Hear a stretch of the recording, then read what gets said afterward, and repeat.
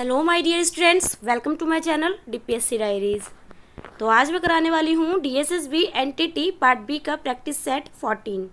इससे पहले मैंने 13 करा दिए हैं, जिसमें मैं 30 एमसीक्यूज़ को सॉल्व कराती हूँ। जिसने भी नहीं देखा है वो जाकर मेरे चैनल पर प्लेलिस्ट में देख सकता है। आपको प्लेलिस्ट ईजिली अवेलेबल है, आप जाकर आराम से देखिए और अपनी प्रैक्टिस को अच्छा कीजिए। आई होप आप लोग बहुत अच्छे से प्रैक्टिस कर रहे होंगे। तो चलो अपनी ही प्रैक्टिस को कंटिन्यू करते हैं।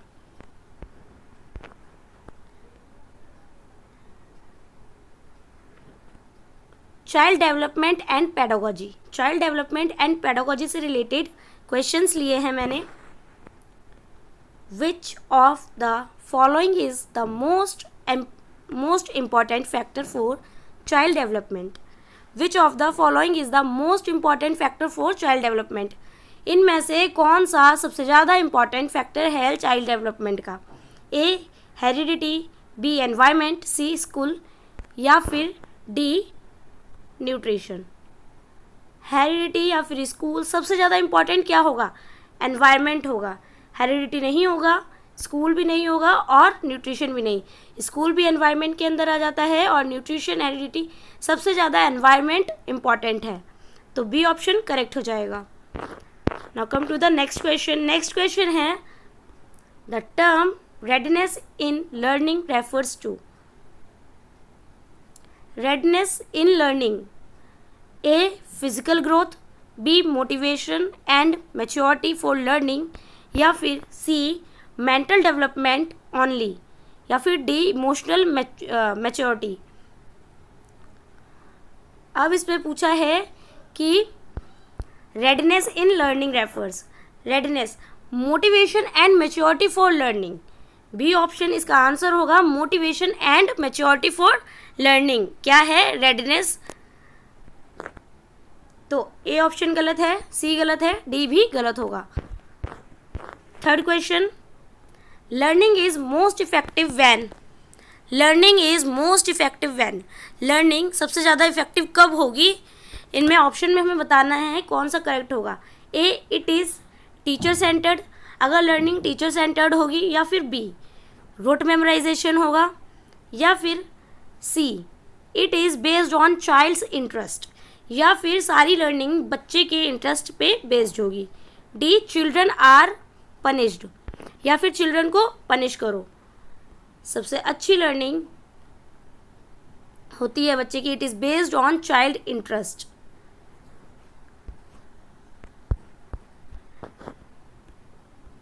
तो ऑप्शन कौन सा करेक्ट हुआ? सी। टीचर सेंटर्ड नहीं करनी, मेमोराइजेशन भी नहीं करना और चाइल्ड सेंटर्ड भी, मतलब चिल्ड्रन को पनिशमेंट भी नहीं देनी है, चाइल्ड सेंटर्ड होनी चाहिए learning. Question number 4, according to पियाजे the child in preoperational stage can. पियाजे के अकॉर्डिंग चाइल्ड की जो प्री ऑपरेशनल स्टेज होती है उसमें क्या क्या होता है? थिंक एंड एब्स्ट्रैक्टली, या फिर बी परफॉर्म लॉजिकल ऑपरेशंस, या फिर C use symbols and images, use scientific reasoning. अब आपको बताना है प्री ऑपरेशनल स्टेज में बच्चा क्या क्या कर सकता है।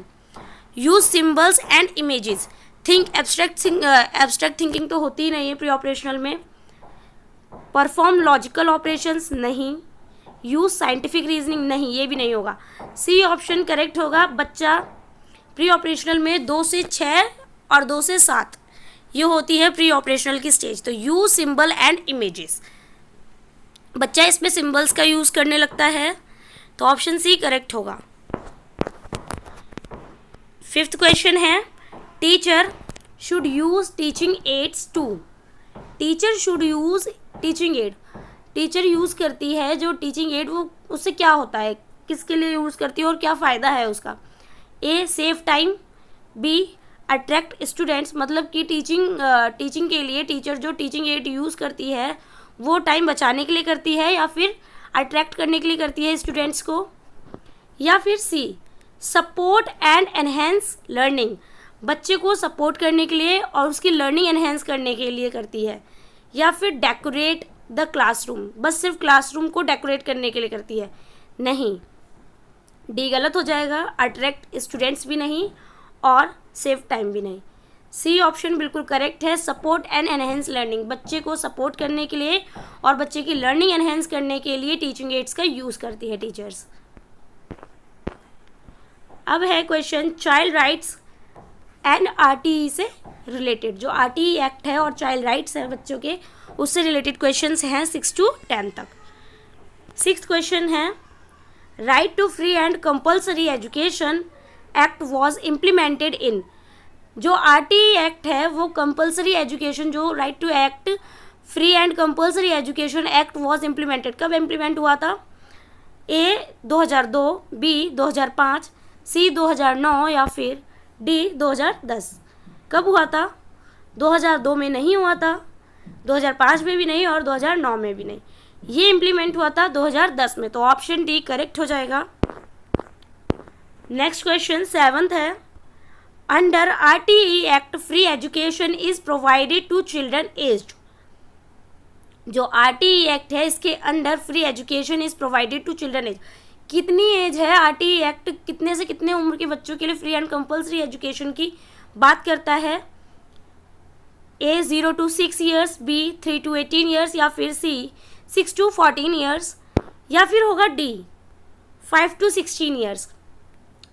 आरटीई बात करता है 6 to 14 ईयर्स तक की बच्चों के लिए, 0 to 6 नहीं, 3 to 18 भी नहीं और 5 to 16 भी नहीं। 6 से 14 साल के बच्चों के लिए free and compulsory education provide कराता है आरटीई, तो ये 6 से 14 साल के बच्चों के लिए है।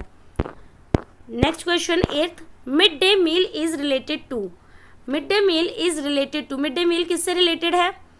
ए एंटरटेनमेंट से या फिर B health and nutrition, C discipline या फिर डी होमवर्क। अब आप ही सोचो कि मिड डे मील क्या, मिड डे मील में क्या खाना देते हैं, क्यों देते हैं बच्चे को? उसकी हेल्थ एंड न्यूट्रिशन के लिए या फिर एंटरटेनमेंट के लिए? इससे एंटरटेनमेंट का कोई लॉजिक नहीं बनता। सी डिसिप्लिन के लिए भी नहीं और होमवर्क के लिए भी नहीं, हेल्थ एंड न्यूट्रिशन, क्योंकि बच्चे की हेल्थ एंड न्यूट्रिशन जब अच्छी होगी तभी बच्चा पढ़ेगा भी और करेगा भी, अच्छे से सीखेगा भी, तो बी ऑप्शन बिल्कुल करेक्ट हो जाएगा। हेल्थ एंड न्यूट्रिशन के लिए मिड डे मील जरूरी है। 9th question which article of the constitution deals with right to education, which article of the constitution, कौन सा आर्टिकल है कॉन्स्टिट्यूशन का जो deals with right to education? A article 19, B article 21A या फिर C article 32, D article 29। Article 19 नहीं होगा, article 29 भी नहीं और आर्टिकल 32 भी नहीं। आर्टिकल 21A है जो आरटीई की जो कुछ प्रॉब्लम्स होती हैं वो डील्स करता है। कॉन्स्टिट्यूशन में आर्टिकल को 21 इसको आरटीई को आर्टिकल 21 में लिया गया था, तो बी ऑप्शन बिल्कुल करेक्ट हो जाएगा। Next question 10th RTE provides special focus on, RTE provides special focus on, right to education provides करती है स्पेशल फोकस ऑन किस पे? ए मेरिटोरियस स्टूडेंट्स या फिर B weaker and disadvantaged groups, C urban children only या फिर D rich children. भाई अमीर चिल्ड्रन के लिए क्यों करेगा? नहीं, अर्बन चिल्ड्रन की बात नहीं, वीकर एंड डिसएडवांटेज्ड ग्रुप्स, हाँ ये ऑप्शन कुछ सही है, ए ऑप्शन भी गलत हो जाएगा, तो ऑप्शन बी बिल्कुल करेक्ट हो जाएगा। वीकर एंड डिसएडवांटेज्ड ग्रुप्स के लिए उसका फोकस है आरटीई का, तो बी ऑप्शन करेक्ट है। नेक्स्ट है अब 11 to 15 तक क्वेश्चन हेल्थ एंड न्यूट्रिशन से रिलेटेड। तो फर्स्ट 11th का क्वेश्चन क्या है? विच of the following is a rich source of protein, इनमें से कौन सा सबसे अच्छा सोर्स है प्रोटीन का? ए राइस, बी वेट या फिर सी पल्सेस या फिर डी शुगर। शुगर नहीं, वेट भी नहीं और राइस भी नहीं, पल्सेस है प्रोटीन का सबसे अच्छा सोर्स। नेक्स्ट क्वेश्चन 12 है anaemia in children is mainly due to deficiency of, anaemia अगर बच्चे को होता है तो किसकी कमी से होता है? क्या डेफिशिएंसी होती है जिस वजह से बच्चे को एनीमिया हो जाता है? A calcium, B vitamin A, C iron या फिर डी आयोडीन। आयोडीन नहीं होगा, विटामिन ए की कमी से नहीं, कैल्शियम से भी नहीं, बच्चे को आयरन की कमी से अनीमिया हो जाता है। तो ऑप्शन सी करेक्ट हो जाएगा। 13 क्वेश्चन है, which vitamin is important for good eyesight. कौन सा विटामिन इम्पोर्टेंट है फॉर गुड आई साइट के लिए? Vitamin A, vitamin C, vitamin D या फिर विटामिन B12। आई साइट के लिए विटामिन ए बहुत ज़्यादा इम्पॉर्टेंट है, तो ऑप्शन ए करेक्ट हो जाएगा। Question number 14, ORS is used in. ORS का कब यूज़ करते हैं? ए अनीमिया में, बी डिहाइड्रेशन या फिर सी फीवर या फिर डी वॉमिटिंग। वॉमिटिंग नहीं होगा, फीवर में भी नहीं, अनीमिया में भी नहीं, डिहाइड्रेशन होती है अगर किसी बच्चे को तो आप ORS देंगे, क्योंकि डिहाइड्रेशन में ORS का यूज़ करते हैं, इससे बच्चे की पानी की कमी पूरी होती है। तो बी ऑप्शन बिल्कुल करेक्ट है। 15th क्वेश्चन बैलेंस डाइट से रिलेटेड है। बैलेंस डाइट का क्या मतलब है? बैलेंस डाइट मीन्स, मैंने ये टॉपिक बहुत ही डिटेल में कराया हुआ है, जिसने भी नहीं देखा है वो जाकर मेरे चैनल पर देख सकता है। बैलेंस डाइट क्या होता है, हेल्थ एंड न्यूट्रिशन का बहुत अच्छे से पढ़ाया हुआ है ये मैंने टॉपिक, तो आप इजीली जाकर देख सकते हैं। ए हाई इन फैट या फिर B equal calories, C proper mix of all nutrients, D more carbohydrates. Balance diet का मतलब क्या? हाई इन फैट नहीं, इक्वल कैलोरीज नहीं, मोर कार्बोहाइड्रेट्स, भाई ज़्यादा कार्बोहाइड्रेट्स भी नहीं लेना। बैलेंस डाइट का मतलब होता है प्रॉपर मिक्स ऑल न्यूट्रिएंट्स, सारे न्यूट्रिएंट्स प्रॉपर मिक्स होने चाहिए, ये होती है बैलेंस डाइट, कि सारे न्यूट्रिएंट्स लेने चाहिए अपनी बॉडी को, हर एक न्यूट्रिशन की ज़रूरत होती है, थोड़ा थोड़ा सब लेना चाहिए। तो सी ऑप्शन करेक्ट हो जाएगा, बैलेंस डाइट की मतलब यही है। अब क्वेश्चन होंगे NEP और NEP 2020 एंड NCF से रिलेटेड। 16 क्वेश्चन है, the national education policy 2020 promotes education in.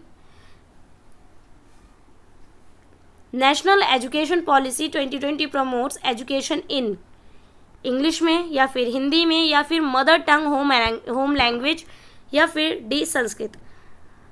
अब NEP 2020 क्या कहती है कि मदर टंग में बात करनी चाहिए, मदर टंग में पढ़ना चाहिए और मदर टंग में बात करनी चाहिए बच्चे को, या फिर सिर्फ इंग्लिश में ही सीखना चाहिए, हिंदी में ही सीखना चाहिए? नहीं, सी ऑप्शन करेक्ट हो जाएगा, mother tongue and home language की बात करती है NEP 2020, तो सी ऑप्शन करेक्ट हो जाएगा। क्वेश्चन नंबर 17, NEP 2020 का स्ट्रक्चर क्या है? इस क्वेश्चन को बहुत ही अच्छे से याद करना होगा आपको, क्योंकि ये क्वेश्चन बहुत ही ज़्यादा रिपीट होता है, एग्जाम में पूछा जाता है। NEP 2020 स्ट्रक्चर क्या है? 10+2, B 5+3+3+4, C 6+4+2 या फिर D 8+4।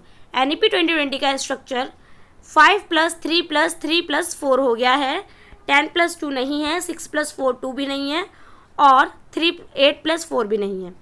बी ऑप्शन करेक्ट हो जाएगा, जिसमें क्वेश्चन ये भी पूछ लिया जाता है कि फाउंडेशन के लिए कौन सा मतलब स्ट्रक्चर का बोला गया है। तो जो ये स्टार्टिंग का 5 आता है, ये फाउंडेशन, ECC वाले बच्चे इसमें फाउंडेशन के लिए आ जाते हैं। तो 5 वाला जो क्वेश्चन अगर पूछा जाए तो फाउंडेशन वाला 5 से स्टार्ट होगा। 5+3+3+4 का मतलब यही है, 5 फाउंडेशन के लिए आता है। तो अगर क्वेश्चन पूछें तो आपको बता देना है इजीली कि 5 वाला होता है फाउंडेशन के लिए। 18th question, NCF 2005 recommends that assessment should be।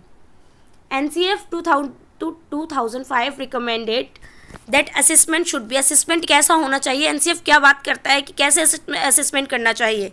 A continuous and comprehensive, B once a year, साल में एक बार होना चाहिए, या फिर कॉन्टीन्यूस, ए कॉन्टीन्यूस कॉम्प्रिहेंसिव होनी चाहिए और कॉन्टीन्यूस होना चाहिए साल में एक बार, या फिर सी स्ट्रिक्ट एंड स्ट्रेसफुल। भाई स्ट्रिक्ट और स्ट्रेसफुल लोगे आप, बच्चे को एसेस करोगे स्ट्रिक्टनेस से और मतलब स्ट्रेसफुल तरीके से, या फिर D done only by parents, मतलब पेरेंट्स के ज़रिए से आप डन कर लोगे, एसेस कर लोगे बच्चों को। नहीं, गलत, सी भी गलत, और बी भी गलत, साल में एक बार क्या असेस करोगे, नहीं। ऑप्शन ए करेक्ट हो जाएगा। एनसीएफ 2005 कहता है कॉन्टिन्यूअस एंड कॉम्प्रिहेंसिव असेस करना चाहिए बच्चे का, तो ए ऑप्शन करेक्ट है। 19 क्वेश्चन है NCF 2005 promotes learning through rote या फिर बी टीचर सेंटर्ड लर्निंग को प्रमोट करता है एनसीएफ, या रोट लर्निंग को प्रमोट करता है, सी चाइल्ड सेंटर्ड लर्निंग को प्रमोट करता है, या फिर डी मेमोराइजेशन या टेक्निक्स, मेमोराइजेशन टेक्निक्स को, नहीं भाई डी गलत है। Child centred D, B teacher centred भी नहीं, और रोट लर्निंग को तो बिल्कुल प्रमोट नहीं करता है। सी ऑप्शन बिल्कुल करेक्ट हो जाएगा, ये सारे गलत थे, सी ऑप्शन सही है। चाइल्ड सेंटर्ड लर्निंग को एनसीएफ प्रमोट करता है, तो सी ऑप्शन करेक्ट कर देंगे। Question number 20, ECCE stand for early childhood care and education, B early childhood creative education, या फिर C early child communication and education, या फिर D educational child care environment. भाई ECCE की फुल फॉर्म है early childhood care and education, तो अगर ये क्वेश्चन आए तो कहीं से भी आपको मिस नहीं करना है। मैंने इस टॉपिक को भी बहुत ही डिटेल में कराया हुआ है। जो भी बच्चा जानना चाहता है early childhood care and education क्या है, इसे आप जाकर मेरे चैनल पर देखिए, आपको बहुत अच्छे से पता चल जाएगा कि ये क्या है, इसमें क्या होता है। आपके लिए बहुत इंपॉर्टेंट है, इस टॉपिक को क्लियर कीजिए क्योंकि ये क्वेश्चंस पूछे जा सकते हैं। तो ऑप्शन ए करेक्ट है। इंक्लूसिव एजुकेशन एंड मेथोडोलॉजी, अब क्वेश्चन है इंक्लूसिव एजुकेशन एंड मेथोडोलॉजी से। 21वां क्वेश्चन है इंक्लूसिव एजुकेशन एम्स एट। भाई इंक्लूसिव एजुकेशन का क्या एम है? स्पेशल स्कूल्स फॉर डिसेबल्ड, कि स्पेशल स्कूल देना है डिसेबल्ड बच्चे को, या फिर बी सेग्रीगेटेड लर्निंग, बच्चे को अलग थलग करके पढ़ाओ, नहीं। एजुकेशन ऑल चिल्ड्रन टुगेदर, हाँ ये बात सही है। D only for urban areas, नहीं, डी गलत है, बी भी गलत है और ए भी गलत है। एजुकेशन ऑल चिल्ड्रन टुगेदर की बात करता है, इंक्लूसिव एजुकेशन का एम यही है। Question number 22, use of puppets, puppets का यूज करते हैं, use of puppets and stories in teaching helps, puppets का यूज करते हैं जैसे स्टोरीज सुनाने में, तो ये क्या हेल्प करता है टीचिंग के लिए? Increase pressure, B make it boring, ये प्रेशर को इंक्रीज करता है या फिर ये बोरिंग बनाता है, बेटर अंडरस्टैंडिंग करता है अगर आप पपेट्स का यूज़ करके स्टोरी सुनाओगे तो, या फिर वेस्टेज ऑफ टाइम, भाई टाइम का वेस्टेज नहीं है, बोरिंग भी नहीं बनाता, उल्टा इंटरेस्टिंग बनाता है ये। इंक्रीज प्रेशर, प्रेशर इंक्रीज नहीं करता, बेटर अंडरस्टैंडिंग करता है बच्चे की, इससे लर्निंग होती है बहुत अच्छे से, बच्चा देख कर फील कर कर महसूस कर कर हर तरीके से बच्चा सीखता है, तो बेटर अंडरस्टैंडिंग होती है स्टोरीज सुनाने टाइम पपेट्स का यूज़ करना। Question number 23, project method in teaching was, question number 23, project method in teaching was introduced by A Rousseau, B Froebel, या फिर सी जॉन डुई, या फिर डी मॉन्टेसरी। अब प्रोजेक्ट मेथड किसने दिया था? रूसो ने दिया था, जॉन डुई ने दिया था, या फ्रॉबेल ने दिया था? मॉन्टेसरी ने नहीं दिया था, फ्रॉबेल ने भी नहीं और रूसो ने भी नहीं, प्रोजेक्ट मेथड दिया था जॉन डुई ने। ये बोलते हैं कि बच्चा करके सीखे, तो सी ऑप्शन करेक्ट हो जाएगा। 24 question, teaching through play way method is, बच्चे को पढ़ाना प्ले वे मेथड के ज़रिए क्या है? ए यूज़फुल ओनली इन प्राइमरी, बस ये प्राइमरी बच्चों के लिए यूज़ है, या फिर बी नॉट इफेक्टिव, इफेक्टिव ही नहीं है भाई इसका, या फिर C ideal for early childhood, ideal for early childhood कि ये आइडियल है एक अर्ली चाइल्डहुड के लिए, या फिर टाइम कंज्यूमिंग, टाइम कंज्यूमिंग नहीं है, नॉट इफेक्टिव है, useful only primary, useful only primary नहीं, सिर्फ प्राइमरी के लिए यूज़फुल नहीं है, ये एक आइडियल ऑफ अर्ली चाइल्डहुड के लिए बहुत ज़रूरी है, आइडियल फॉर अर्ली चाइल्डहुड के लिए, तो सी ऑप्शन करेक्ट हो जाएगा प्ले वे मेथड का। Question number 25, individual differences among children mean, मतलब कि जो भी इंडिविजुअल डिफरेंसेस होते हैं बच्चों में, उसका क्या मतलब है। ए, ऑल आर इक्वल, सभी बच्चे इक्वल हैं। B, all learn at same speed, सभी एक ही स्पीड में याद करते हैं और सीखते हैं। सी, ईच चाइल्ड इज़ यूनिक, सब बच्चा, हर एक बच्चा मतलब कि एक यूनिक होता है। या फिर डी, सम आर वीक, भाई कुछ वीक, देखो हर बच्चा यूनिक होता है, हर इंसान यूनिक होता है। सम आर वीक, कुछ वीक होते हैं, कुछ मतलब उनमें कुछ अलग होगी क्षमता करने की, तो हम उसे ऐसे नहीं बोल सकते कि सम आर वीक, नहीं। All learn at same speed, भाई नहीं। ऑल आर इक्वल, नहीं। Each child is unique, all are equal का मतलब तो ये हो जाएगा, अगर ये सी वाला ऑप्शन नहीं होता तो हम ए ले सकते थे, बट सी ऑप्शन सबसे बेटर ऑप्शन है। तो अगर ये क्वेश्चन आए तो आपको यही टिक करना होगा, ईच चाइल्ड इज़ यूनिक। ठीक है, हर बच्चा यूनिक होता है, तो ऑप्शन सी करेक्ट है। इस क्वेश्चन का क्या था answer, each child is unique. Next question environment studies and safety से रिलेटेड है। Question number 26, which of these is a non renewable source of energy, कौन सा है इनमें से नॉन रिन्यूएबल सोर्स एनर्जी का। ए, सनलाइट, बी, वाइंड, सी, कोल, या फिर डी, वाटर। वाटर नहीं होगा, वाइंड नहीं होगा, सनलाइट नहीं, कोल है नॉन रिन्यूएबल, तो सी ऑप्शन करेक्ट हो जाएगा। Question number 27, hand washing prevents, hand washing prevents, जब हम हाथ धोते हैं तो वो क्या किससे प्रिवेंट करता है। A, accidents, B, worm infections and diseases, या फिर सी, कोल्ड ओनली, या फिर डी, आई प्रॉब्लम से। आई प्रॉब्लम्स नहीं, कोल्ड ओनली नहीं, एक्सीडेंट से भी नहीं, B, warm infection and diseases से बचाता है। Question number 28, which of the following is a harmful practice for environment. A, tree planting, B, using bicycles, या फिर सी, प्लास्टिक बर्निंग, या फिर डी, रिसाइकलिंग। अब क्वेश्चन क्या बोल रहा है कि विच of the following is a harmful practice for environment, इनमें से कौन सा हार्मफुल प्रैक्टिस फॉर एनवायरमेंट है। ट्री प्लांटिंग करना, यह हार्मफुल नहीं होगा। यूजिंग बाईसाइकिल्स, नहीं। प्लास्टिक बर्निंग, हाँ ये हार्मफुल है एनवायरमेंट के लिए। क्या है, प्लास्टिक को जलाना एनवायरमेंट के लिए हार्मफुल है, तो सी ऑप्शन करेक्ट हो जाएगा। Question number 29, green plants are called, green plants are called A, consumers, B, decomposers, या फिर सी, प्रोड्यूसर्स, या फिर डी, पॉल्यूटर्स। भाई पॉल्यूटर्स नहीं होता, डिकम्पोजर्स भी नहीं होते, ये कंज्यूमर्स भी नहीं होते, ये होते हैं प्रोड्यूसर्स, प्रोड्यूस करते हैं, प्रोड्यूसर्स होते हैं ग्रीन प्लांट्स।